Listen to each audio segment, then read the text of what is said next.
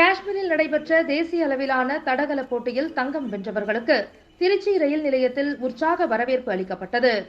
திருச்சி மாவட்டம் லால்குடி பகுதியைச் சேர்ந்த அவினேஷ்குமார் 5000 மீட்டர் தடகள போட்டியில் முதலிடமும், திருவெரும்பூர் பகுதியைச் சேர்ந்த அருண்குமார் 800 மீட்டரில் முதலிடமும், சமயபுரம் பகுதியைச் சேர்ந்த ஜெயக்குமார் 3000 மீட்டரில் முதலிடம் பெற்று தங்கப்பதக்கம் வென்றனர். வெற்றி பெற்ற வீரர்கள் திருச்சி ரயில் நிலையத்தில் வந்தடைந்தனர். அவர்களுக்கு தடகள பயிற்சியாளர்கள், பெற்றோர், உறவினர்கள், நண்பர்கள் மாலை அணிவித்து பொன்னாடை போற்றி உற்சாக வரவேற்பு அளித்தனர்.